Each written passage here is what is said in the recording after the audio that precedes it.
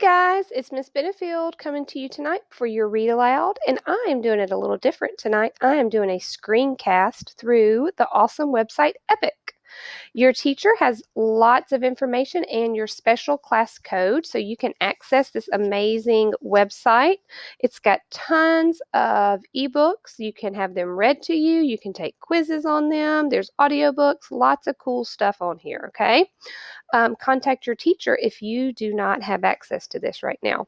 But we're going to do a funny story today called Ode to a Commode. And I shouldn't say story because it's actually a book of poems.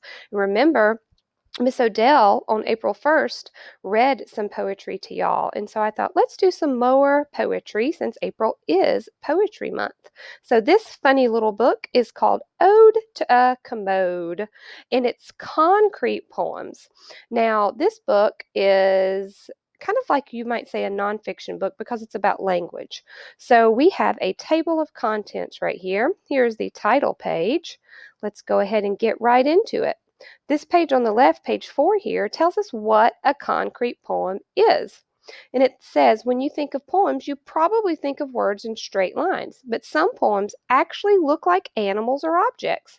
The verses can be curvy, jagged, or even round. These kinds of poems are called concrete poems. Now, excuse me, it says making concrete poems is easier than you might think. Just pick something that has an interesting shape. Write a poem about it, and then shape the lines of your poem to look like what you chose. You can make the shape by hand, or you could even use a computer to do it. And if you are not a big rhymer, it says it's not a problem. Concrete poems don't have to rhyme.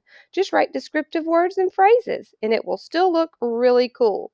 So even if I didn't read this, I could look at it and say, hey, that looks like a pair of scissors.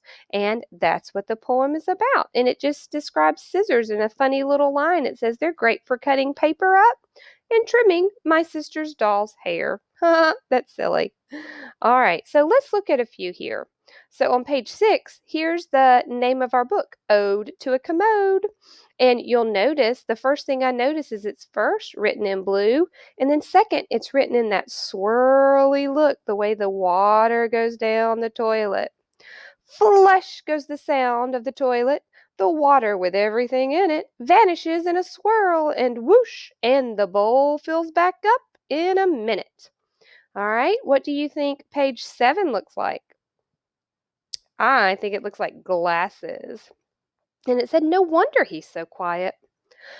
Then the poem is, now I can see every leaf on the tree, each blade of grass, blue jay or ant. I also found out what I thought was my friend was really a tall potted plant.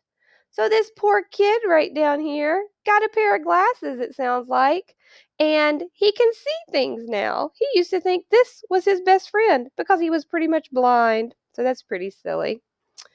The last piece of Halloween candy. So it looks kind of like a Kit Kat.